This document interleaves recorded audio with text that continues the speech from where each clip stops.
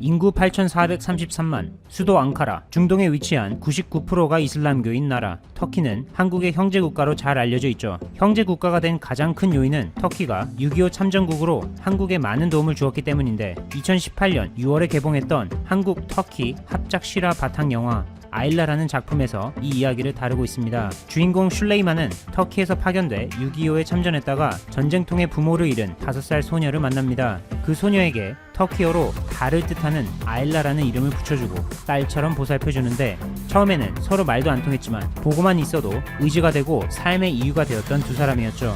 결국 전쟁이 끝나고 슐레이만은 터키로 돌아가야만 했고 이렇게 둘은 헤어지게 됩니다. 영화의 끝부분에는 여러 사람들의 노력으로 실제로 이 두 사람이 60여 년 만에 다시 만나는 장면을 보여주며 많은 이들의 눈시울을 붉어지게 했던 영화죠. 그 이후 터키가 한국과 형제국가로 다시 한번 눈도장을 찍은 계기는 바로 2002년 월드컵 때인데 대한민국이 폴란드, 포르투갈, 이탈리아, 스페인 등 유럽 축구 강국들을 차례차례 물리친 기적을 보여준 월드컵이었죠. 당시 한국과 터키는 서로 준결승전에서 독일과 브라질에 각각 패하여 3, 4위전에서 만나 서로를 격려하고 응원해주는 아름다운 승부로 마지막을 장식했습니다. 이렇게 형제국가가 된 터키에 최근 심상치 않은 소식들이 전해지고 있어 안타까움을 전했습니다.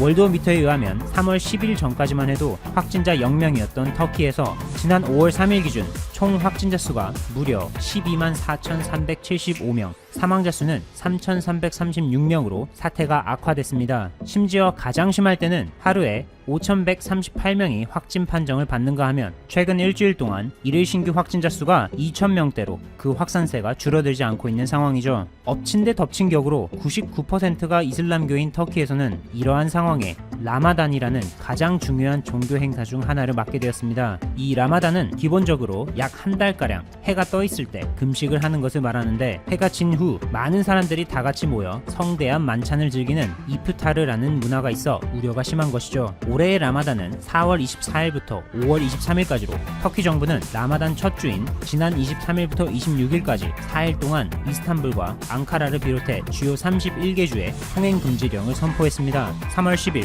첫 확진자가 발생한 후 약 7주간 터키에서는 도대체 무슨 일이 있었길래 총 확진자 수로 미국, 스페인, 이탈리아, 영국, 프랑스, 독일, 러시아에 이어 세계 8위까지 올라가 버린 것일까요? 이번 사태 대응에 있어서 가장 중요한 것이 바로 빠르게 감염자를 찾아내 격리 치료하여 더 이상 감염이 확산되지 않도록 하는 것인데 이탈리아, 이란 등과 같은 확산세가 극심한 나라들과 거리상 가까운 터키는 초기에 진단검사 확대에 예상보다 훨씬 더 많은 힘을 쏟아부어야 했으나 그렇지 못했습니다. 특히 터키는 검사에 사용하는 진단키트를 중국으로부터 그것도 대량으로 수입해 사용했는데 제대로 뒤통수를 맞은 것이죠. 그 정확도가 겨우 30%에 불과해 진단키트 불량 문제로 제대로 된 검사는커녕 오히려 검사를 하면 할수록 혼란만 커졌습니다. 여기서 터키는 진단검사 확대를 위해 빠르고 정확하게 검사할 수 있는 이른바 명품 진단키트를 찾아 결국 한국에게 도움을 요청하게 됩니다. 터키 관영 아나돌루 통신은 한국이 이번 사태의 확산 속에서 최소 106개국에 진단키트를 조달하는 등 진단키트의 세계 최대 수출국으로 부상했다고 보도하며 중국산과는 비교 불가인 한국산 진단키트의 필요성을 강조한 바 있습니다. 뿐만 아니라 지난 30일 해외 자매 도시인 터키 이스탄불 시실리구에서는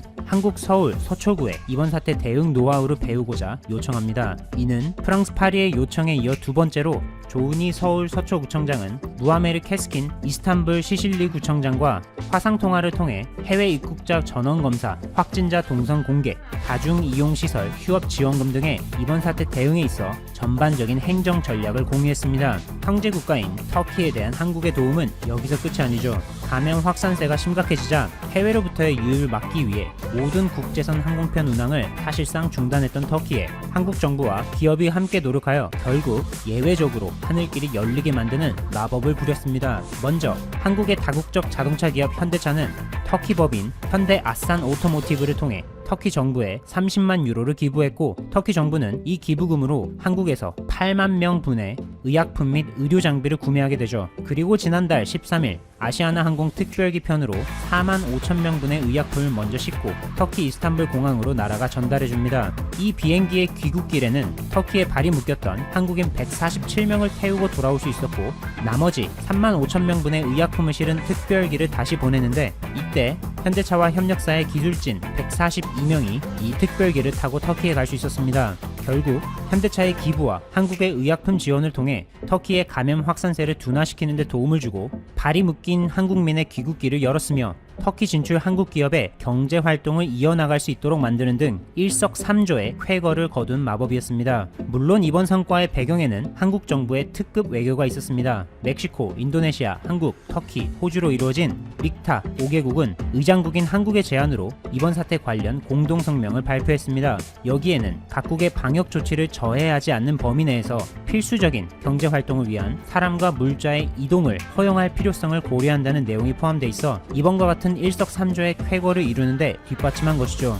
터키 하면 형제국가 외에도 대한민국의 자랑스러운 국가대표 선수가 떠오르는데 그 주인공은 바로 1988년생 키 192cm의 배구 여제 김연경 선수로 최근까지 터키 리그 엣자시바시 비트라라는 팀에서 레프트로 활약했습니다. 이번 사태의 확산이 악화되자 지난 3월 20일 터키 리그가 잠정 중단되었고 팀의 주요 외국인 선수들 대부분이 각자의 나라로 돌아갔지만 김연경 선수는 엣자시바시 팀의 주장으로서 책임감 있게 끝까지 남아있는 모습을 보여줬습니다. 하지만 확산세가 꺾일 기미가 보이지 않자 결국 터키 리그는 완전 중단되었고 동시에 김연경 선수의 귀국길까지 막혀버렸죠. 다행히 터키 주재 한국 대사관, 터키 내 한인회, 한국 기업 등의 노력 덕분에 특별 전세기가 마련돼 지난 4월 15일 한국에 돌아왔습니다. 그 후 2주간의 자가격리를 무사히 마치고 다시 개인 훈련을 시작하며 앞으로의 행보에 대해 생각해보는 시간을 갖고 있습니다. 또한 김연경 선수는 최근 문재인 대통령으로부터 덕분에 챌린지에서 지목받아 화제가 됐죠.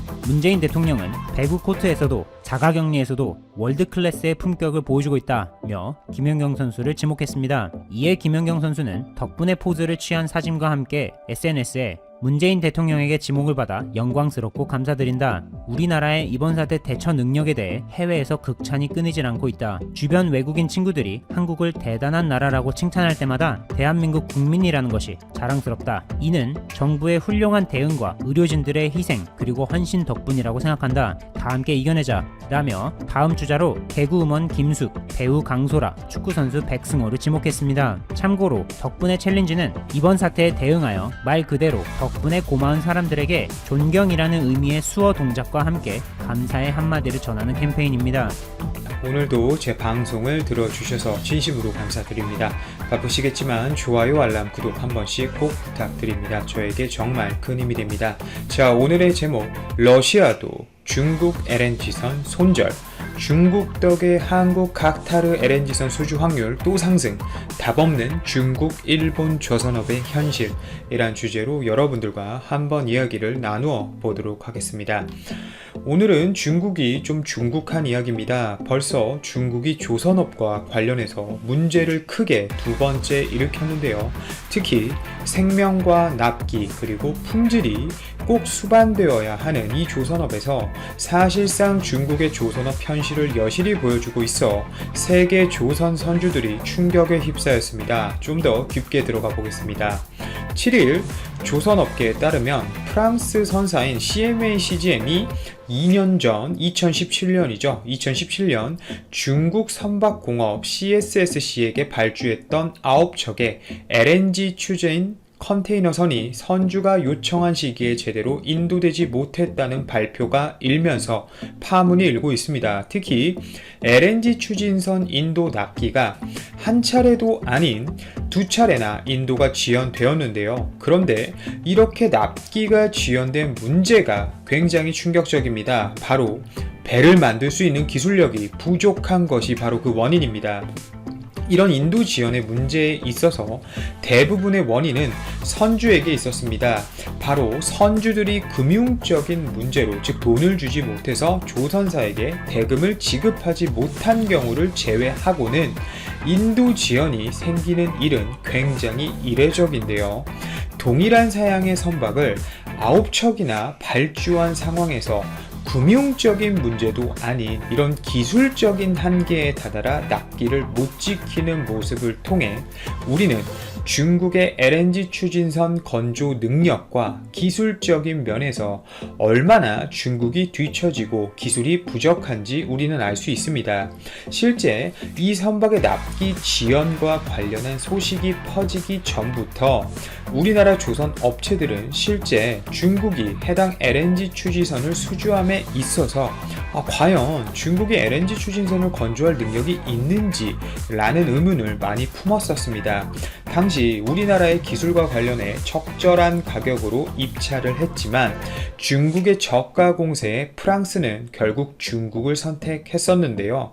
당시에 이와 관련한 문제를 프랑스 선주 측에 우리나라 업체들이 강력하게 의견을 전달했지만 우리나라 측의 의견은 전혀 받아들여지지 않았고 중국의 값싼 수주 가격에 밀려 무용지물이 되었습니다.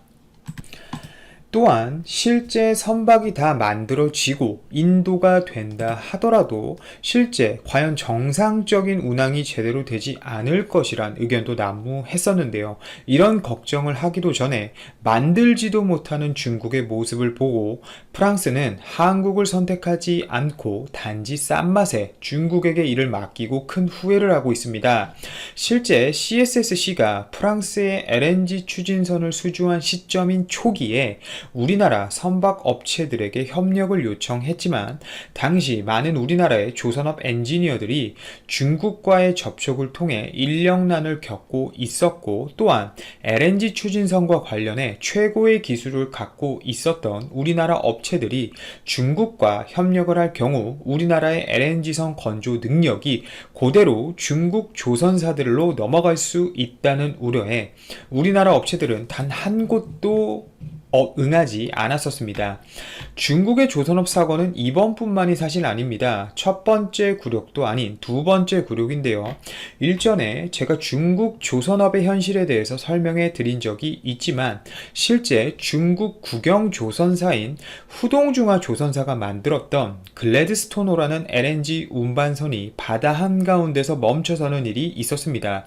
당시 이 글래드스토노는 만들어진 지 2년도 채 되지 않은 신상의 배였어요. 근데 당시 후동중화는 잘못을 인정하고 이거 한 달이면 해당 글래드스토너를 고쳐서 정상적으로 운항할 수 있게 하겠다. 이렇게 하겠다고 만들겠다며 자신만만한 모습을 보였습니다. 하지만 앞으로도 그렇고 과거에도 그렇고 우리는 글래드스토너를 볼 수가 없습니다. 왜냐고요? 결국 중국이 고치지 못해서 패선을 했거든요. 이 사건의 의의는 굉장히 큽니다. 기존에 효율이 나쁘고 추진을 함에 있어서 오염물을 많이 배출하던 스팀터빈 엔진만 만들어 오던 중국이 사상 처음으로 만든 이중연료 추진 엔진 선박이었기 때문인데요.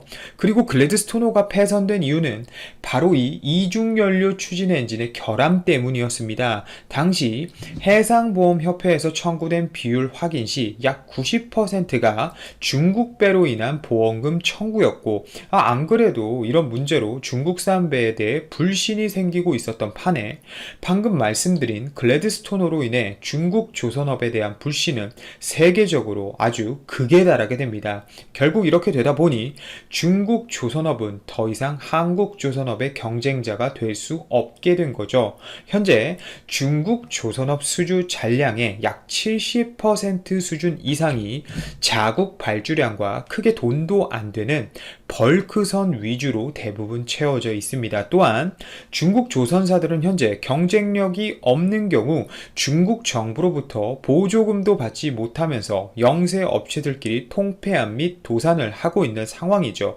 또한 중국뿐만 아니라 일본에게도 큰 문제가 있습니다.